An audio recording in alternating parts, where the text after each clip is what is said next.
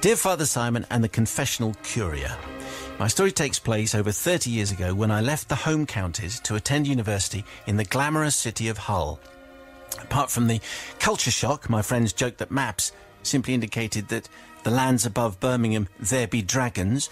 Life as an undergraduate in this fine city proved very enjoyable indeed. Now, in case my children hear this confession, let me say that I spent my time as a new undergraduate diligently attending all my lectures and tutorials, studying hard in the library, abstaining from alcohol and ensuring that I was in bed at a respectable hour every night. Well, not much of that is true, but these were the heady days of student grants, cheap beer and plenty of joyful entertainment. Now, lots of confessions have started in this manner, but very few continue like this. Now, being a well-brought-up young man, I noticed that across the road from my halls of residence, there was a hospice looking after the elderly.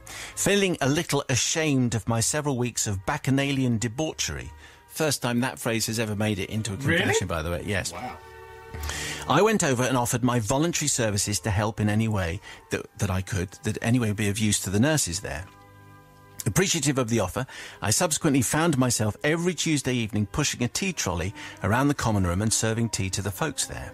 They were a lovely bunch, but generally at a fairly advanced stage of dementia, which meant we had some unusual conversations. Being of Indian origin, occasionally I would elicit memories of their time spent in the subcontinent during colonial bygone days. Other times I would be mistaken for their doctor, and occasionally I would understand what made so-called comedy shows of that era, such as Mind Your Language, so popular. Overall, though, I began to enjoy these weekly visits, tempered by the realisation that the folks there were not there for long. Now, after a few weeks, on one cold Tuesday, December evening, I noticed a new guest. She was an elderly lady, body hunched from arthritis, who caught my eye as I entered the common room. What held my eye was her expression, which went from uninterested to puzzled, to recognition, to tearful joy. Getting up from her chair, her back straightened, and she approached me and took my hands. "It's you," she whispered. "You came back. You promised you'd come back." Now, being just 18, I was momentarily nonplussed and simply nodded. She then smiled and said, "Shall we dance?" Again, not knowing quite what to do, I nodded again. She then began to hum Johann Strauss's The Blue Danube, and we proceeded to waltz around the room. Her back was perfectly straight, and she was looking at me with tears in her eyes, and she kept on repeating, "I knew you'd come back." Then, with a look of mock disapproval, she added, "But you have forgotten how to waltz properly." And finally, I led her back to her chair and said I had to go. "But you will come back, won't you?" she asked, and I promised that I would. Over the following weeks, every Tuesday evening, the same pattern repeated itself. Her look of puzzlement, replaced by joy, our waltz around the room, and finally a promise that I would return. The two things which did alter were firstly that I learnt her name was Jill, and secondly, courtesy of the Hull University Ballroom Dancing Society, I was very patiently taught how to dance the waltz, so at least I would be eventually spared that criticism. Christmas came and I headed back home for several weeks of much-deserved rest and a lot of reading catch-up to complete. On returning in the new year that Tuesday, I went across the dark, rainy street to resume my weekly tea-serving duties. As I entered, one of the nurses called me over. "I'm so sorry," she said, "but Jill passed away over Christmas, but her daughter has asked me to give you this letter." Later that evening, I sat down to see what the letter said. And this is it. "Dear Sanjean, the nurses have told me how you dance with my mother every week, and if I may, I would like to offer you an explanation as to these curious events. During the First World War, my mother was a nurse in London, far from home. Feeling lonely, she began to attend a weekly tea dance, where she met a charming Indian soldier. He, too, was lonely and far from home. Before long, a friendship blossomed. Every week they would meet, drink tea, dance the waltz, and talk and talk and talk.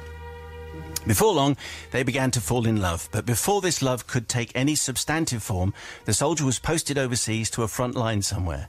Their last meeting in the tea room was incredibly sad, but he promised that he absolutely would return. Now, the truth is, of course, he never did return from the war, and broken-hearted, my mother eventually met someone else, settled down, had a family, and a long and happy life. Anyway, I just wanted to thank you for being so kind and giving Jill such joy in her final weeks. I wish you well. And that's the end of the letter that Sanjean got. So Sanjean finishes his email to me like this. So, Father Mayo, I'm not really sure what I seek absolution for. Is it the sadness of a broken heart? I don't know. Now, maybe if I may, on this occasion, I would like to break with tradition, and rather than seek forgiveness, I would like to ask for your collective blessing. Not for me personally, but indeed all acts of random kindness.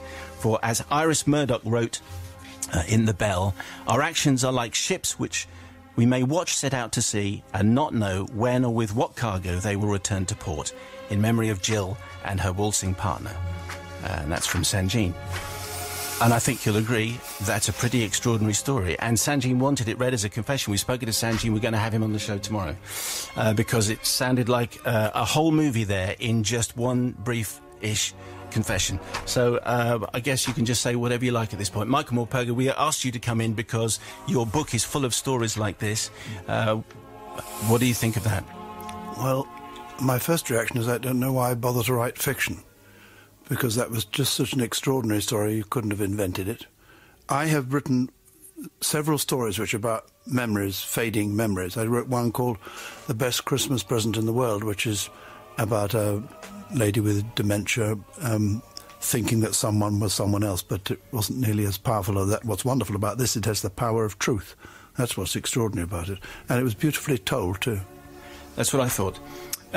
Rebecca, what did you think of that story from Sanjean? I think it definitely could have come from one of your books, Michael. It's a very touching and powerful story. I think the juxtaposition between the modern... Well, at that time, he was an 18-year-old, and her. She was at the other end of her life.